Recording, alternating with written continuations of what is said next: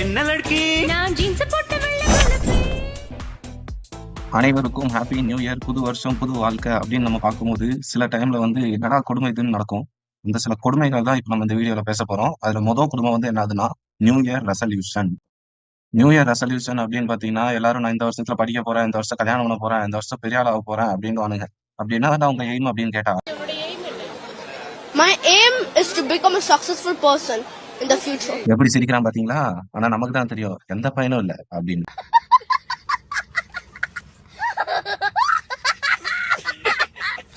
இதெல்லாம் கூட பரவாயில்ல, ஜிம்முக்கு போறான்லாம் சில பேர் காமெடி பண்ணுவானுங்க. ஆனா அது எல்லாமே வெறும் ஒரே ஒரு நாள் தான். அதுக்கப்புறம் திருப்பி எங்க இருந்து ஆரம்பிச்சோமோ அங்கேயே வந்து தூங்க வேண்டியதுதான். நியூ இயர் அப்போ இன்னொரு விஷயமும் நடக்கும். அதான் பார்ட்டின்ற பேர்ல மச்சான் இங்க போலாம், அங்க போலாம், அத பண்ணலாம், இத பண்ணலாம் அப்படின்னு பார்த்து பார்த்து பிளான் போடுவானுங்க. பட்ஜெட்லாம் ரெடி பண்ணுவானுங்க. கூடவே இருப்பானுங்க.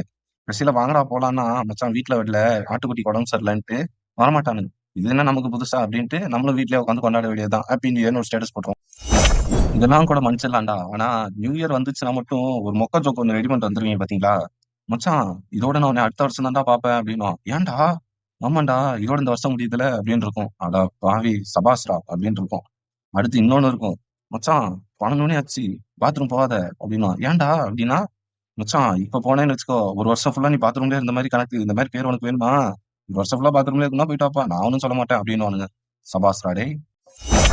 அதாவது வருஷம் வந்து வந்து போகும். நீ வந்து இத பண்ணலாம், அத பண்ணலாம்ன்னு யோசிச்சுட்டே இருந்தா யோசிச்சுட்டு மட்டும்தான் இருப்ப. அதுக்கப்புறம் ச்சே இந்த வருஷமும் போயிருச்சே அப்படின்னு நினைச்சிட்டு இருக்க வேண்டியதுதான். அதனால மை கருத்து வாட் ஐ அம் சேயிங் அப்படின்னா, முதல்ல படுத்திருக்கிற இடத்துல இருந்து எந்திரிங்க. அதுக்கப்புறம் லெட்ஸ் டூ திஸ் அப்படின்ட்டு என்ன தோணுதோ அதை பண்ணுங்க. No looking back. ஓகேவா?